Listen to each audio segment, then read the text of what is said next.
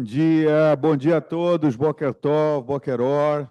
É uma alegria muito grande estar aqui novamente na quinta-feira. É, eu queria também dar boas-vindas aqui a todos que estão aqui, né? Acho que praticamente ninguém pela primeira vez, mas tem alguns reencontros.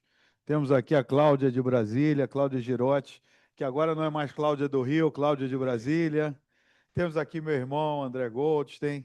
E temos aqui, enfim, pessoas que estão sempre por aqui. Daniel também, que estava sumido. E, enfim, e no online, sempre saudar a todos, a Nádia, a Débora, a Clara, a Bia, a Mara, né, minha mãe, a Benilce, o Charles e a Nanda, que está fazendo falta por aqui. E a maior saudação, sem dúvida, vai para o nosso amigo Henrique Corman, que também frequentava aqui nosso Minham, antes dele começar a fazer a jornada dele, que não é pelo deserto, pelo contrário, uma jornada de muita riqueza de aprendizado. Ele passou pelo Pardes e Jerusalém e agora está em Nova York fazendo o mestrado de educação no Jewish eh, Theological Seminar, tá? E para minha surpresa ele me disse: "Olha, estou fazendo um trabalho aí no só nada mais nada menos que na Park Avenue.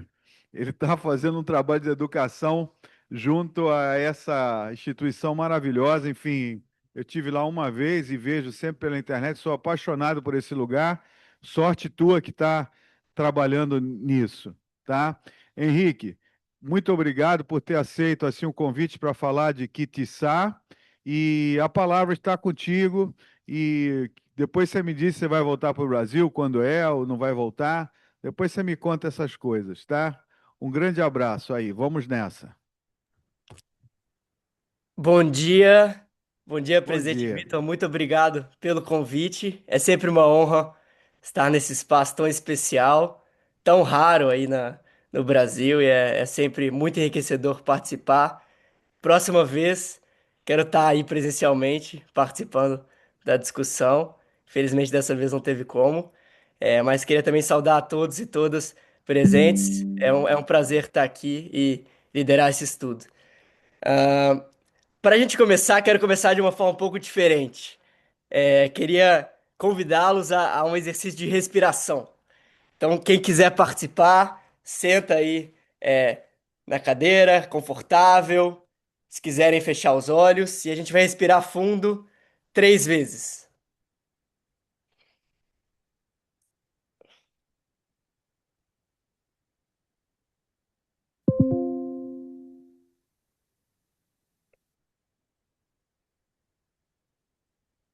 Uma última vez, em silêncio, inspira e expira.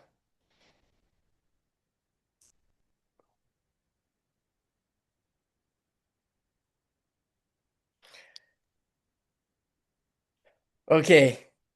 Queria saber como foi essa experiência, como foi esse exercício de respiração, o que você percebeu de diferente no mundo depois desse momento de tranquilidade.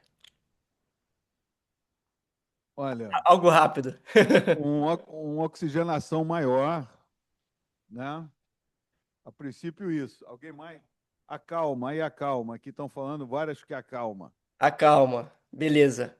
É, tá, eu não trouxe exercício à toa. Acho que ele tem tudo a ver com essa Paraxá Kitissá. É, acho que essa pausa, esse silêncio, é exatamente um dos pontos que a gente mais tem dificuldade de fazer nesse momento, no mundo de hoje. E também eu acho que foi uma das coisas mais difíceis que a gente teve naquele momento, que o povo teve nesse momento da Paraxá Kitissá. E isso é um dos pontos que a gente vai conversar hoje. Por que que eu trouxe esse momento de respiração, né? Falando um pouco mais da Paraxá Kitissá. A Paraxá dessa semana é um movimento de ruptura na nossa história, né? Moisés, ele sobe no Sinai, ele desaparece por 40 dias. O povo está sozinho no deserto, sem notícia, sem certeza do retorno dele. E o que acontece é esse vazio, né? De informação, de direção, de liderança. É um povo que acabou de sair do Egito, que nunca tinha sido governado, que não tinha instituições próprias, que dependia profundamente de um líder visível ali naquele momento. E o silêncio que aconteceu na saída de Moisés era muito difícil de sustentar. Então até tem, né, uma passagem de Êxodos 32:1 que fala desse momento, né? Ele mostra, né, que o povo pede, né? Olha, a gente precisa de Deus diante de nós, porque Moisés, o homem que nos fez subir da terra do Egito, ele não sabe, a gente não sabe o que aconteceu com ele. Então, o pedido naquele momento para o povo só por um ídolo, não é por uma liderança, né? É um pedido de orientação visível, é um pedido de um caminho, de um próximo passo. E, e é até interessante de mencionar um pouco como os comentaristas explicam sobre esse momento, né? Rashi, ele menciona que o povo errou na contagem dos 40 dias. Que eles acreditavam que Moisés já deveria ter voltado, que o tempo já tinha chegado, e aí, sem vê-lo, eles desesperaram, entraram em pânico. Então, Rashi analisa que talvez não foi só uma falta de fé naquele momento, né? Foi uma incapacidade de sustentar esse tempo de espera. E aí, substituindo Moisés naquele momento, pelo menos momentaneamente, a gente tem Arão. E aí alguns comentaristas mencionam que Arão, ele tenta ganhar tempo na situação. Ele não sabe muito bem a direção, ele não sabe muito bem, de fato, o que deve ser feito naquele momento, mas ele tenta segurar, acalmar o povo, e aí pede para que, pelo ouro, ele tenta resolver ali a situação, tenta ganhar tempo, mas a ansiedade, ela cresce naquele momento, e tudo precisa acontecer muito rápido. Então, eu acho que eu vejo aí nessa situação toda, nessa angústia do povo, nessa dificuldade de sustentar esse tempo de espera, é, uma crise de maturidade coletiva, e aí a solução mais viável naquele momento, mais imediata para o povo, foi a construção emblemática, né? E eu acho que é um dos pontos centrais, não só do livro de Êxodos, mas de toda da história da Torá, é o bezerro de ouro, a construção do bezerro de ouro. E passando agora então para análise sobre o que representa esse bezerro de ouro na nossa história, naquele momento em que o povo estava sem direção no Egito. Eu acho que um ponto interessante de ser mencionado é que o bezerro de ouro ele é construído a partir de ornamentos, né, de elementos, de símbolos próprios do povo, né? Eles trazem esse ouro do Egito com eles é um símbolo um pouco dessa liberdade. Então, é um movimento interno, né, do povo ali naquele momento, a construção do bezerro de ouro. E, e o bezerro de ouro que se constrói aí como uma idolatria, né, e a gente percebe isso depois. É curioso, eu acho que é uma boa reflexão pensar que ele muitas vezes não surge por elementos externos, né? Ele vem dessa própria força humana interna, quando a gente não sabe como direcionar essa força. E aí tem uma passagem de Abraham, Abraham Yeshua Heschel, do livro Shabbat, que é um dos meus preferidos, que ele fala sobre, reflete sobre essa questão da idolatria e traz essa perspectiva da idolatria, o que foi o bezerro de ouro naquele momento, para uma idolatria moderna. E ele diz que a idolatria moderna não é a adoração de estátuas, né? Ela é a submissão ao imediato. É o culto ao que pode ser visto, medido e controlado no momento presente, e que o bezerro, então, talvez naquela situação, não foi uma traição sua fé. Ela foi o bezerro foi uma resposta humana ao vazio do silêncio, do não saber. E queria aproveitar essa reflexão, que eu acho que é super importante, sobre idolatria, bezerro de ouro, para refletir sobre o momento que a gente vive hoje. E sobre essa ausência de respostas e esse silêncio que a gente tem dificuldade de sustentar hoje também. Acho que naquele momento o povo no Sinai, ele tinha pouca orientação, ele tinha informação de menos. E talvez a reflexão para os tempos atuais é que a gente tem informação demais. O resultado às vezes é parecido, né? A gente não consegue sustentar esse espaço entre o que a gente sabe ou não sabe e o que a gente precisa decidir. Mas hoje a gente vive essa angústia, essa ansiedade diante de tantas informações que a gente tem ao nosso redor, de tanta necessidade que a gente tem de performar também e de construir respostas rápidas para os nossos dilemas mais profundos. E aí eu posso mencionar as redes sociais, posso mencionar notificações constantes, essas necessidade de respostas instantâneas que a gente tem a todo momento. E isso faz com que hoje, talvez, a nossa grande idolatria e talvez a nossa falta de soluções profundas seja justamente a capacidade de permanecer com perguntas abertas. E aí isso faz com que a gente busque essas respostas rápidas em outros bezerros contemporâneos, né? Então a gente pode falar das tecnologias, de ideologias, de culto a líderes e de próprios sistemas que nos oferecem respostas rápidas para silêncios e ansiedades que na verdade são profundas. E tem um pensador israelense que eu admiro muito e que entende muito não só de sociedade israelense, mas dos dilemas judaicos contemporâneos, que fala, né, o Mika Goodman, que ele fala que a gente está hoje talvez no mundo anti-talmúdico, porque a tecnologia ela nos prende em câmeras de eco em que a gente só ouve nossas posições repetidas. E a gente busca as respostas rápidas justamente nessas câmeras de eco. E a gente deixa pouquíssimo espaço e constrói e alimenta pouquíssimos espaços em que a gente consegue ouvir o diferente e é que a gente consegue deixar perguntas em aberto, que é justamente o que o Talmud oferece, né? Que canoniza o desacordo, que preserva argumentos de quem perdeu.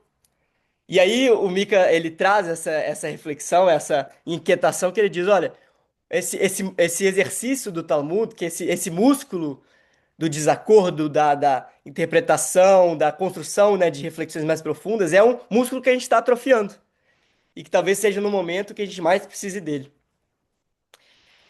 E aí, para finalizar esse momento de comparação do bezerro de ouro com dilemas e bezerros contemporâneos, eu queria mencionar, né, eu acho que um tema que está super aí em voga e que é inevitável não falar dele, que é a inteligência artificial, né? A inteligência artificial está cada vez mais presente nas nossas vidas. E o curioso e até o angustiante disso tudo é que quando você vê o que as Big Techs estão fazendo e os grandes líderes, os CEOs dessas Big Techs, né, quando a gente fala de Google, quando a gente fala de OpenAI, quando a gente fala de Claude, eles mesmos admitem publicamente que não sabem direito o que estão criando. E sabem dos riscos profundos da criação dessa criação, desse desenvolvimento da inteligência artificial. E falam que talvez a sociedade não esteja preparada para o que tem sido desenvolvido.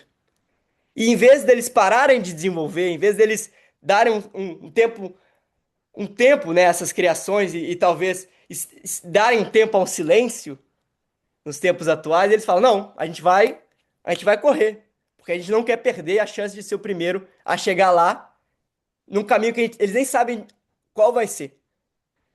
E E aí eu acho que nesse momento, e eu trouxe um pouco a inteligência artificial, tecnologia, eu acho que a pergunta não é se a tecnologia é boa ou ruim para a gente, né? Mas que tipo de relação a gente está construindo com ela?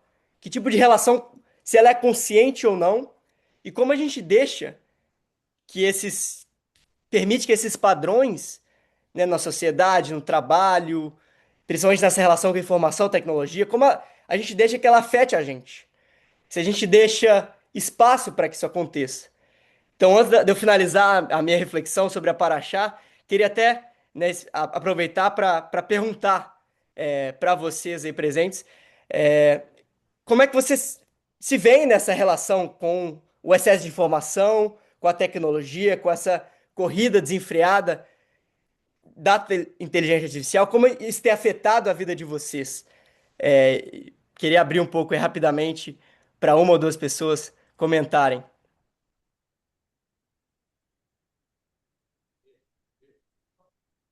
Bom dia. Bom dia, Henrique. Ó, o Richard, você deixou. O Vitor teve que dar a saída, você deixou o Henrique olhando para a cadeira vazia, Richard. Tem que tomar cuidado com isso. Bom dia. Primeiro, obrigado, Henrique. O Vitor deixou o microfone aqui comigo para a gente. É muito interessante você conseguir dar uma nova reflexão para o bezerro de ouro, né? Ou dar uma reflexão moderna. Nova não, uma reflexão moderna, né? Acho que bezerros de ouro já surgiram ao longo da história da humanidade, né? E nós temos aqui no mundo de hoje vários bezerros de ouro espalhados pelo planeta. E essa tua última, esse teu último questionamento, né, de como é que a gente está lidando, eu posso até falar, eu particularmente, porque eu estou podendo agora tentar me afastar um pouco mais dessa loucura, né, dessa necessidade de você estar sempre dando uma opinião, se posicionando, aparecendo e fazendo e questionando e criando e discordando, mesmo sem discordar, mas para ganhar seguidores. Então, o que mais me incomoda hoje nessa loucura toda é que as pessoas, elas deixam de ser elas mesmas em busca de sucesso, né? Então, a falta de autenticidade pessoal para que ela possa estar inserida num universo de X seguidores, que é importante, etc e tal, as pessoas falam coisas que elas, primeiro, não são elas, não são autênticas de cada uma, não são honestas com elas mesmas, mas é, precisam desse posicionamento, seja por pertencimento, seja por dinheiro, por receber por número de seguidores, enfim, são estatísticas e números que eu realmente desconheço. Eu confesso que eu já fiz até eu estudei um pouco mais sobre planejamento em mídias sociais, que a única lição que eu tive ali é que eu não quero me meter nisso, que é uma das coisas mais malucas e mais consumidoras da minha cabeça do que eu já passei por aí. Então, assim, eu gosto muito quando o Nicoleles, o cientista, fala que a inteligência artificial não é nem inteligente e nem artificial, mas, na verdade, é que foi um belo nome, um belo marketing criado para poder andar, evoluir com o que estava sendo pesquisado na época e, como você mesmo disse, como você mesmo falou, nós não sabemos exatamente o que está sendo criado, então a gente segue em direção a um lugar que a gente não sabe qual é, a um prazo que a gente não sabe qual é o prazo. Então, muito pouco tempo atrás, você ia fazer uma entrevista de emprego, você ia conversar com uma garotada, você perguntava qual é o seu planejamento para os próximos 3 anos, para os próximos 5 anos, era a pergunta mais comum que tinha, né? Apesar de ser uma loucura você perguntar para uma pessoa, um garoto de 25 anos, qual é o seu planejamento de vida para os próximos 4, 5, 3, 4, 5 anos. Mas hoje fica mais difícil ainda, porque é tudo tão rápido. 3 anos hoje já virou uma eternidade. Então, de fato, não sabemos para onde a gente está indo. Mais uma vez, obrigado, querido. Perfeito. Obrigado pela reflexão.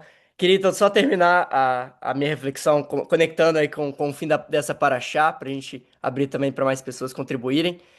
Então, depois desse momento do bezerro, a gente tem Moisés descendo, trazendo as tábuas e quebrando essas tábuas, né? Então tem um momento de luto, um momento de silêncio, diferente do interior, né? Anterior, que na verdade agora é um silêncio do recomeço. E aí a gente tem, pela segunda vez, Deus conversando com Moisés e falou: "Ó, esculpe tu as tábuas", né? Então esse momento de cocriação, em que as tábuas não vêm pronta, mas é construída entre Moisés, Deus, o povo, um momento de cocriação e de aliança, uma relação mais madura sendo feita. E aí até Jonathan Sachs menciona sobre essa ideia de aliança, né, de Brit, e aí ele distingue essa ideia de contratos de alianças, né? Que contratos são essas relações transacionais que podem ser rompidas quando não são mais convenientes, e alianças, né, o Brit, que foi que acontece naquele momento entre Deus e Moisés, elas são constitutivas. E elas, se elas saem, se elas se rompem, você deixa de ser quem você é, né? Então essa ideia de que existe ali uma construção relacional, uma aliança que faz com que não só Moisés, mas o povo assuma as tábuas e assuma esse compromisso como parte da sua identidade, como um compromisso mais profundo. E aí, para finalizar, eu acho que é interessante trazer também um pouco do que o judaísmo tem como resposta, do que o judaísmo tem como ferramenta para nos ajudar nesses momentos de crise, nesses momentos de bezerros de ouro, nesses momentos de dificuldade de sustentar o silêncio, de necessidade de respostas profundas para situações ali imediatas. Acho que o judaísmo ele passou por muitas crises e foi justamente a capacidade de sustentar as perguntas abertas em comunidade que fez com que a gente conseguisse se sustentar, né? É o estudo, é o debate, é o desacordo, como eu mencionei, que foi muito preservado no Talmud.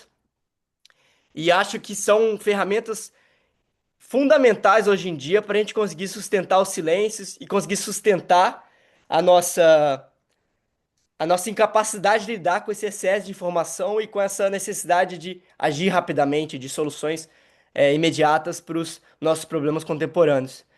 E aí até tem a ideia, né, do Marloca Lechem Shamayim, né, essa ideia da discussão, pelo bem da discussão, pelo que eu acho que é muito bonita e que a gente precisa preservar também. Em- e para finalizar, eu acho que trazendo uma reflexão sobre esse silêncio, enfim, sobre aquele momento no povo, no Sinai, quando eles não tinham Moisés e precisavam de uma resposta rápida, eu acho que não era nem, né, uma fraqueza, né? Não era nem uma questão só de impaciência, mas eu acho que era justamente essa falta de capacidade em construir coletivamente uma solução mais profunda e de construir isso com paciência, com escuta, com divergência e com a noção de que era preciso ter calma.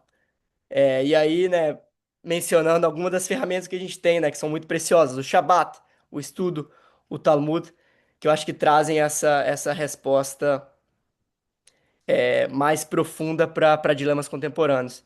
E aí queria deixar para finalizar aí uma reflexão final, é, como o que a gente deve fazer hoje, né, para preservar esse tipo de exercício dentro dos espaços judaicos. Eu acho que os espaços judaicos, e em especial, né, espaços como esse, estudo de Paraxá, eles são essenciais, eu acho, para a gente conseguir criar espaços em que a gente escuta o diferente, em que a gente tem um momento para refletir, em um momento que a gente exercita a capacidade de lidar com incertezas.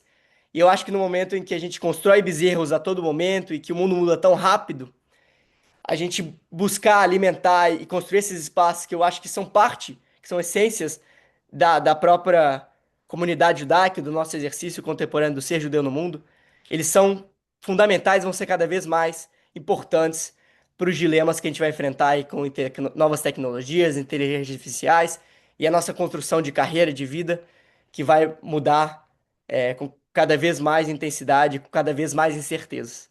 Então, eu queria agradecer o convite e abrir para mais contribuições. É um prazer estar aqui.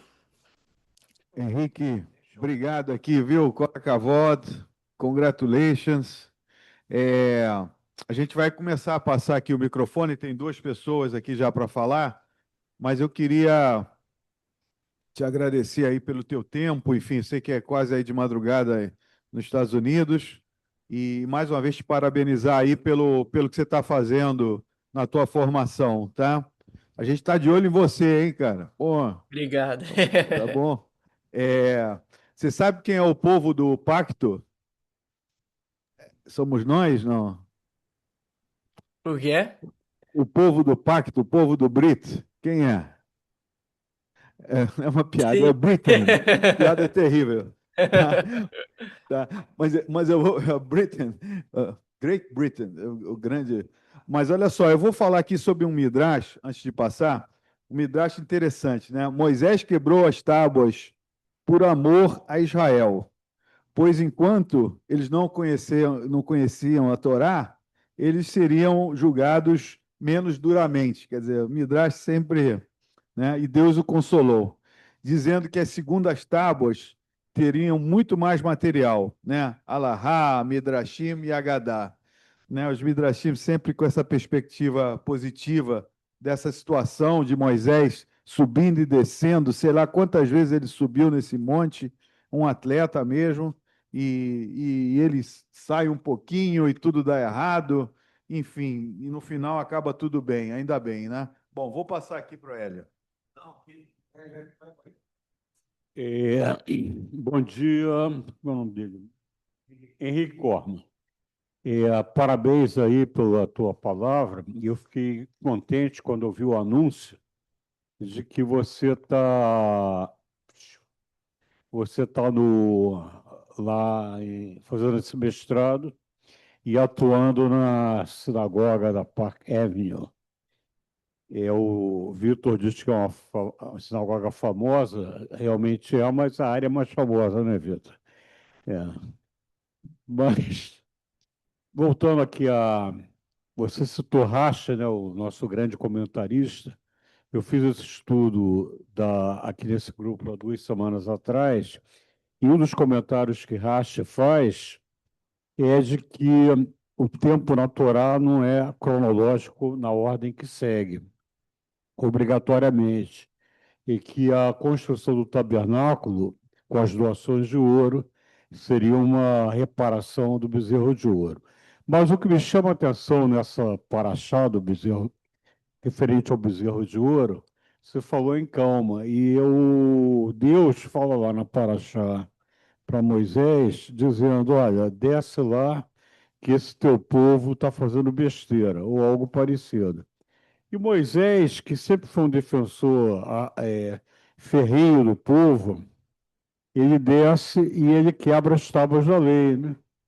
Ele fica furioso, está escrito isso. Então ele teve o tempo para se preparar, ele era o líder, né? Mas mesmo assim ele não aguentou com o que ele viu. Na verdade, qualquer mudança cultural, e aí é uma mudança cultural, é sempre a questão mais difícil. Está falando de eu, por exemplo, trabalhei muitos anos com implantação de sistemas de gestão. E a maior dificuldade não era a tecnologia sempre ia melhorando. A maior dificuldade sempre era a gestão da mudança. Em uma das empresas que eu trabalhei, na Pricewaterhouse, ela tinha muito sucesso nisso, porque ela tinha uma disciplina que, quando tinha os projetos, uma disciplina de cuidar de gestão de mudança. Mais difícil é mudar o ser humano. Agora, o que me chama a atenção também nessa paraxá é a atitude de Araão, né? Que ele fica na dele, ele está lá esperando, ele não confronta o povo lá que estava. Se Moisés estava furioso, o povo também estava antes. E aí ele inventa, não é ele exatamente que inventa, mas ele coleta o ouro, né? E aí, quando Moisés questiona ele, ele fala: não, o pessoal aí me deu o ouro, eu joguei no fogo e saiu esse bezerro aí, pô. Então, uma atitude assim interessante. Tá bom, obrigado. Henrique, obrigado aí pelo estudo, foi ótimo. Queria voltar um pouco no que o André falou em relação e que você falou também em relação, como é que a gente trata a nossa relação com todos esses bezerros que aparecem, né? Assim, eu estava comentando aqui com a Lorena que eu vi outro dia um post de um filósofo, não lembro qual é o nome dele, que ele falou que 3 vezes por semana ele deixa 6 horas o celular à parte, ele não trabalha com o celular. Durante 6 horas, 3 vezes por semana. Se puder, ele faz até mais, mas normalmente 3 vezes por semana. Eu acho que isso é uma maneira de você se desconectar. Também acho que você vir ao Minyan, ou ao Shabat, ou a qualquer atividade da sinagoga, é uma maneira de você se desconectar desse mundo doido que a gente vive hoje em dia, globalizado.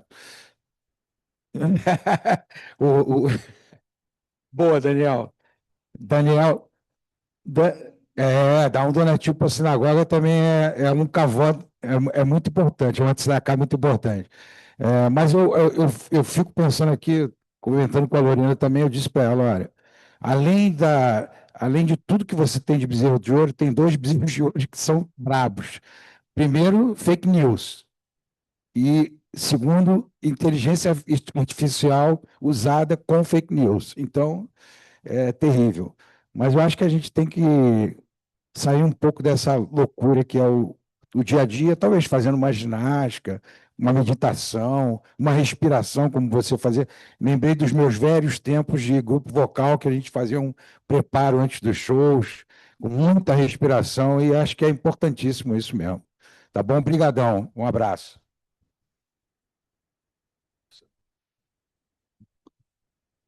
Só rapidinho, parabéns ao Cola Cavota, ao Henrique pela apresentação dele, pelos estudos dele. Agora, gostei muito dessa observação, um paralelo de que com a questão do silêncio, ter provocado algum minuto de silêncio, e como e que foi o silêncio que levou, seria uma desculpa, uma explicação, que um longo silêncio que provocou medo. O silêncio, mesmo quando bastante curtos, também provocam medo. Ou eu estou falando por mim, pronto, mas acho que é mais genérico, o silêncio provoca o não saber o que fazer, provoca um momento de reflexão, realmente são muito difíceis de serem superados. E falou-se ainda há pouco em Midrashim. Então, lembrar que o Midrash provavelmente é conhecido de todos, mas só para relembrar que as primeiras tábuas que foram quebradas, conta o Midrash que elas não foram descartadas. As primeiras tábuas ficaram guardadas ao lado das novas tábuas, como uma forma de relembrança de que a tábua quebrada também tem o que aconteceu não foi desprezível. Então, esse detalhe que o Midrash que conta e relembrar. Obrigado. Fosse na tradição japonesa, chama aquela técnica japonesa de colar as coisas quebradas, que depois tem até mais valor. Kigaia, né? Ninguém pensou em colar as tábuas, não. Não está escrito. Bezerro, Isso aí. Cláudia Girotti, por favor. Quero parabenizar Rafael. Está funcionando? Tá. Henrique. Henrique. Desculpa, eu errei. Eu acho muito interessante. Eu acredito realmente, piamente, que esses estudos nos inspiram para a gente poder, de alguma forma, ser agente de mudança. Eu, particularmente, gosto muito dessa paraxá e me inspira muito, inclusive porque eu já subi o Sinai e fui para a convenção da COP no Egito, e realmente é desesperador você perceber a idolatria que se existe sob o ponto de vista de ideias, de uma série de coisas. E eu acho que realmente essa percepção de que sustentar o vazio, e é nessa hora que a gente pode realmente buscar o nosso interior, nosso silêncio, nossa capacidade de conexão, nosso pacto, na realidade, pode nos inspirar muito mais do que sair correndo e fazendo rápido uma coisa que pode ser muito pior e não ser agente de mudança. Eu estou desenvolvendo uma tese na UNB, dentro de inovação tecnológica, que traz exatamente o princípio da precaução, que é exatamente esse momento que, antes de sair difundindo a tecnologia, entendê-la melhor, antes de espalhar pelo mercado, Lorena gosta de mercado, a gente conseguir compreender o que pode acontecer.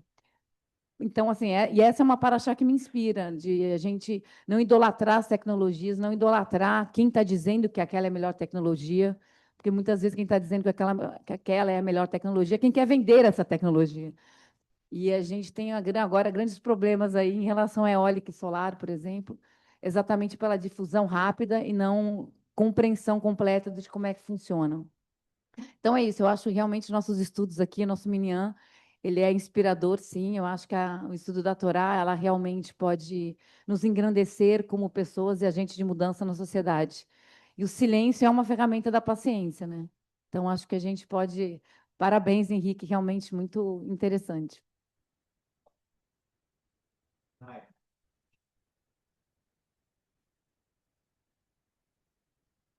Antes de mais nada, parabenizar o meu amigo Corman, muito bom. Estamos com saudade de você aqui, representando bem a gente aí na Park Avenue. Eu queria trazer um trecho muito rápido, uma música do Gilberto Gil, né? Que ele fala que se a gente quiser falar com Deus, tem que apagar a luz, né? E tanto a luz quanto os barulhos, os sons, né? São elementos, né? Que distraem a gente, né? A gente vive num mundo totalmente iluminado, as grandes cidades de Nova York, Xangai, Tóquio, que você mais vê luz, né? Luz, barulho. Então, falar com Deus, em essência, acredito que seja falar com a gente, né? A gente se conectar, estar presente com a nossa própria essência, com a nossa própria verdade. E eu acho que contextualiza muito bem com o que você trouxe, Corman, o teu exercício de respiração, né? Quando a gente respira, quando a gente fecha o olho e respira, a gente se desconecta do que é trivial, do que não é importante, né? E a gente se centraliza, né? Ali na nossa verdade, né? A gente respira, a gente vive, né? É isso. Valeu. Abraço, meu amigo. Shabbat Shalom antecipado.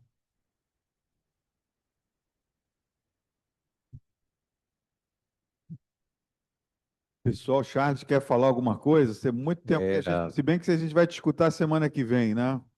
Quer dizer, eu não vou estar, já antecipo que eu vou Charles, que maravilha. ser com o Charles. Não tem erro, isso não tem erro, é tudo premeditado, Charles.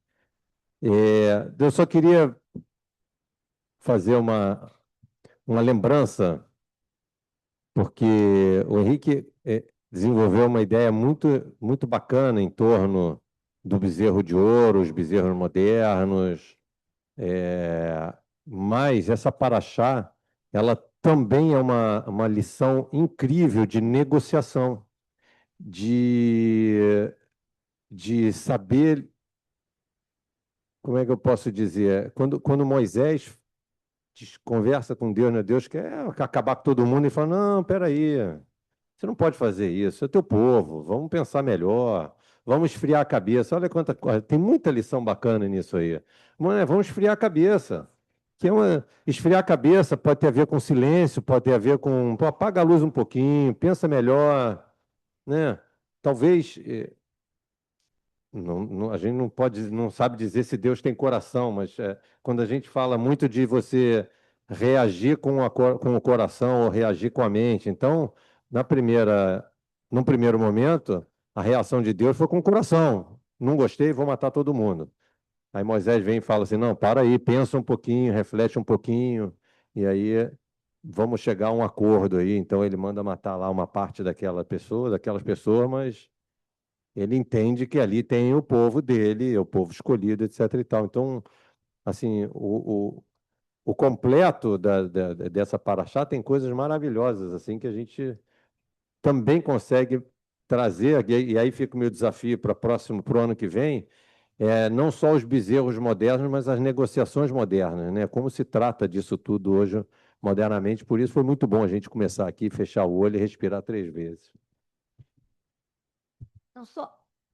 Bom dia a todos. Henrique, obrigado aí pelo estudo. Não só uma questão que agora que o André colocou, eu acho que o silêncio, muitas vezes também, eu acho que a gente deve refletir, que é um não posicionamento também. Pois é. Então, você, às vezes, se silenciar, pode não ser um minuto de paragem, de parada. Pode ser também um não posicionamento. Então, eu deixo isso aqui para a gente refletir.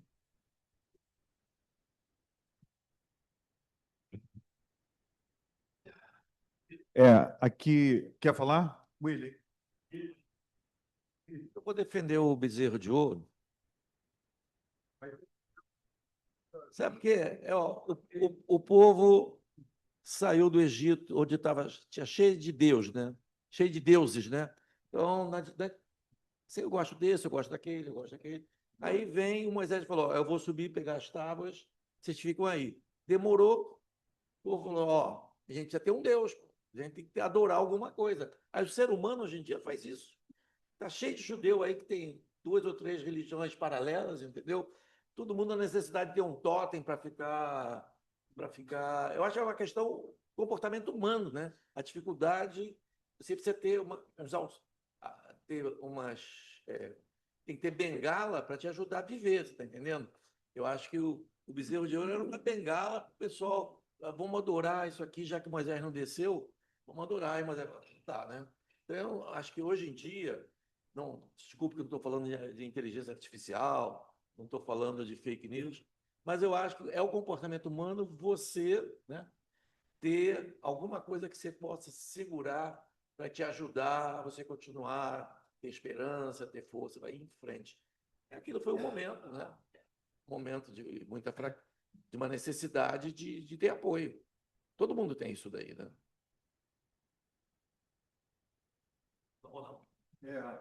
Aqui só um outro assunto que a gente eventualmente puxa aqui, é sempre bom fazer o ponto, né? Graças a Moisés a gente está aqui, né? Porque por Deus a gente já tinha acabado mais uma vez, né? Deus tinha desistido da gente, né? Falou, povo obstinado, cabeça dura, né? E Moisés foi lá, não é isso, Silvio? Não sei, você não estava lá na época, mas, mas ele foi lá mais uma vez. E assim, ainda tem outras vezes que vai salvar a nossa pele, né?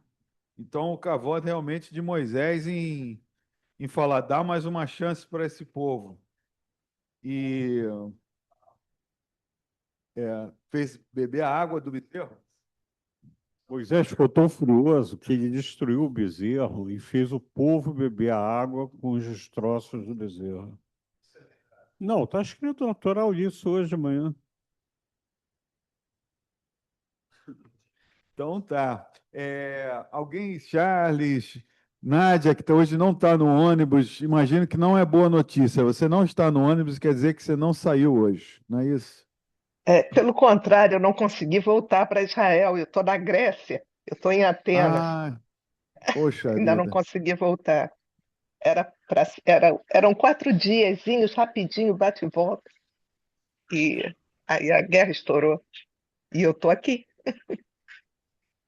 Tá, Mas, boa enfim, sorte, então. muito interessante o estudo. Só esses momentos de silêncio que nós estamos comentando de uma forma geral.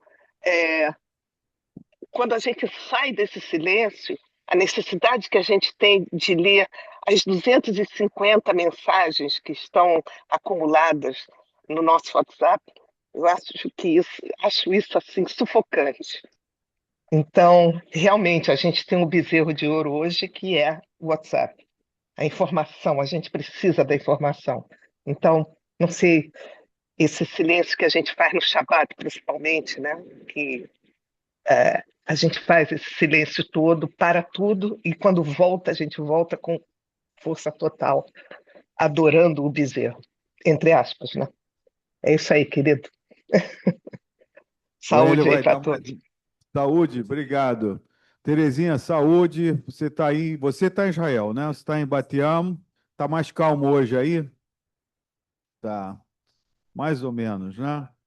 Tem que ter muita paciência, né, Terezinha? Paciência e força para. Enfim, o Hélio vai dar uma complementada aqui, e aí vou passar para o Henrique, assim, para ele dar uma mensagem final, e a gente está encaminhando aqui para. Se alguém mais quiser falar aqui, por favor, tá? Luiz Goldberg quer falar hoje. Não? Não. Tá. Não, rapidinho aí, nos meus 3 minutos regulamentares, está se falando muito no excesso de informação, silêncio. Um exercício interessante e muito prático seria a gente ter a capacidade de desligar o nosso celular no Shabat. E eu não tenho.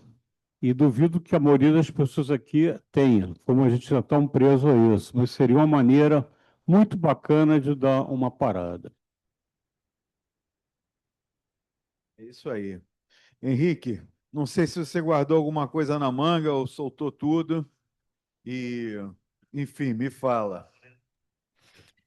Não, aproveitar só para finalizar a reflexão. Muito obrigado por todos os comentários, super produtivos, inclusive os discordantes, né? Eu acho, sobre essa questão do bezerro de ouro. Eu acho que é super importante a gente ter espaços e momentos em que a gente consiga construir consensos e dissensos em harmonia, de forma saudável. Isso é muito raro hoje em dia, ainda mais em rede social. Enfim, como eu mencionei, essa questão da gente estar em bolhas que só concordam com tudo que a gente fala. Mas só queria finalizar só essa questão, não só do silêncio, né, mas até desse termo muito usado, né, Yetzirará, né, que eu acho que é o que acontece quando tem essa solução rápida, que é o bezerro de ouro, porque o silêncio e o Yetzirará não necessariamente são coisas ruins, eu acho que são neutros, no fim das contas, são impulsos humanos, assim, e Yetzirará, por exemplo, ele te leva à ambição, a desejo, à criação, à iniciativa. A questão é você buscar mecanismos para manejar ele da melhor forma, manejar ele de uma forma construtiva, pensando a médio e longo prazo. Assim, eu acho como é o silêncio, né? O silêncio, a gente precisa alimentá-lo, ainda mais num mundo hoje com muitas informações, com excesso de informações, excesso de decisões que a gente tem que ter no dia a dia, né? É lidar com esse silêncio de uma maneira produtiva, de uma maneira construtiva para o nosso bem-estar a médio e longo prazo. E que a gente possa usar esses mecanismos e buscar também na tradição ferramentas para manejar isso da melhor forma. Não é tarefa fácil, mas acho que espaços de discussão como esse, que ampliam nossa visão de mundo, ampliam nossa percepção da consciência, são fundamentais e que a gente consiga alimentá-los cada vez mais aí no mundo de hoje. Obrigado, Vitor, novamente pelo convite. Adorei participar. Obrigado, Corman. Obrigado a você. Não, uma parte também que eu fiquei de reforçar, né? Quer dizer, eu adorei quando você falou desses espaços de estudos e até o elogio que você fez ao nosso espaço de estudo, que sei lá quantos anos tem, né? Do Germano, enfim, 30 anos atrás, 40 anos atrás que esse espaço foi criado. E na dinâmica normal, né? Uma vez, um rabino até que está vindo daqui a 15 dias falou assim: um estudo da Torá tem que ter referências de sábios, né? Tem que ter, né? Mas a nossa fórmula aqui tem um elemento que alguns criticam, né? Que são os elementos, digamos assim, amadores, elemento amador, né? Volta e meia, alguém traz aqui uma opinião dela com relação a isso, né? E isso para alguns é uma coisa ruim. Poxa, eu estudo a Torá, porque que camarada amador não é um sábio referenciado, não é um rabino, etc. Isso para alguns realmente vamos respeitar, né? Mas para outros é uma coisa maravilhosa, porque a gente acaba, digamos assim, isso aqui passa a ser um divã para muita gente, né? Para muitas situações. A gente coloca as nossas situações estando certo ou estando errado. E criamos muito essa questão, talvez até mais essa questão do discordar, né? Porque quando você vai para um shiur, que só uma pessoa fala, e no final as pessoas, enfim, talvez balance a cabeça concordando ou não, sei lá, ninguém sabe se alguém concordou ou não concordou. Um shiur é uma coisa de mão única, né? E aqui a gente eu acho que a gente tem que manter essa característica. De vez em quando pode ter uma exceção. Vai vir um rabino aqui, alguém que vai falar os 50 minutos e vai deixar 1 minuto para a gente. Mas eu acho que a fórmula aqui que vem dando certo é essa: 15, 20 minutos e depois todo mundo coloca experiências, etc. Isso gera críticas, mas ao mesmo tempo acho que gera uma satisfação e muitos aqui estão aqui por isso, por ser uma coisa participativa. Entendeu, Corma? Eu acho que é por aí que a gente valoriza o nosso Minyan. Irã. Espera aí. Tem uma formação diferente. Sim, teu. Não sei se você lembra que teve uma vez o Dario e o Margulis aqui com opiniões diferentes e os dois começaram a debater contrários, e todo mundo aqui ficou, que isso. Foi bom, porque teve uma opinião diferente sobre o assunto, principalmente entre rabinos, aí mesmo que a coisa ficou pesada. E isso é bom ter opiniões diferentes, para a gente levar. Sim, é o que o Corman coloca, né? Que a gente conheça, né, as outras maneiras de pensar e de classificar as coisas. Vitor, Bom, então, Vitor, assim, só, quem mais? Pois não. não, só mencionar que eu acho que é uma das grandes belezas, eu acho, do judaísmo. Eu acho que a minha reconexão com o judaísmo foi justamente perceber isso. O judaísmo é relacional. E a gente precisa criar uma relação pessoal, uma identidade própria de como a gente vê isso e como o impacto de toda essa tradição, de toda essa história, ela tem a ver com a nossa vida. Então eu acho super importante e fundamental, inclusive, você criar essa relação pessoal, você conectar todas essas histórias com a sua percepção da realidade, com a sua identidade, com essa construção contínua que não tem fim, né? É um processo de vida esse estudo, essa relação com a tradição, para que você de fato se apodere dela e se sinta parte, protagonista dessa construção. Então, acho que é fundamental. Sem dúvida. Corman, mais uma vez, né? Obrigado. Um bom dia por aí. Manda um abraço a todos, ao Assi, ao outro rabino que eu gosto muito também. E aproveita bem essa tua experiência maravilhosa. E não esquece da gente aqui, tá? Vai dando notícia. Tá? Um Vitor, grande obrigado. abraço. Olha, o Hélio quer falar mais uma coisinha. Hélio está falante hoje, Hélio. Mas eu ainda estou nos meus 3 minutos. Então, é o seguinte, eu concordo com tudo que o Vitor falou, do estudo aqui e tal. A minha única questionamento, cada um pode falar o que acha, a gente às vezes até viaja longe, mas quem prepara o estudo pode, mas começa referenciando algum sábio, preferencialmente Rashba, pode ser outro. Agora, não dá para ler 3 minutos o texto e começar a falar, eu acho. Pô. Aí eu acho que é até uma desconsideração com o Carral que veio aqui estudar. Né? Obrigado. Mais um elemento aí da fórmula. Olha, então tá, vamos mandar aqui né? Eu vou ficar fora 2 semanas, mas vai ter o André, vai ter a Silvia, o Rabino falar aqui das coisas que vão acontecer. A gente tem, obviamente, o Kabbalat Shabbat amanhã. Semana que vem, Kabbalat Shabbat das voluntárias. Depois vamos chegar com o Goldman aqui, com a Norma Goldman e o Rabino Daniel Goldman. Vão estar aqui por mais 10 dias, com várias atividades. Seminários, aqueles de manhã, muito bom, vai ser um tema muito legal. Já já vai ser divulgado. Ele vai abrir aqui com o nosso estudo de quinta-feira. Enfim, são várias palestras e vários seminários e várias participações que vão ocorrer com a presença deles. E não vamos esquecer do dia 20, vai ter um Kabbalat Shabbat simultâneo aqui e na Lagoa, tá? Então já podem se inscrever, né? Quem mora lá perto da Lagoa e quiser prestigiar lá, ótimo. E quem quiser vir aqui em Botafogo, certamente vai estar tudo normal, inclusive com a presença do Daniel Goldman, tá? Então vocês já vão começar a ver isso no Ari News, tá? Então é isso. Obrigado novamente a todos. Um grande quinta-feira, Shabbat Shalom. E aqui vamos para Birkat Amazon na voz de Silvio. Antes de tudo, queria desejar ao Vitor um bom descanso, que ele volte com mais vigor ainda, que já tem, e pelo excelente trabalho que ele faz. Obrigado, Gilberto, parceiro.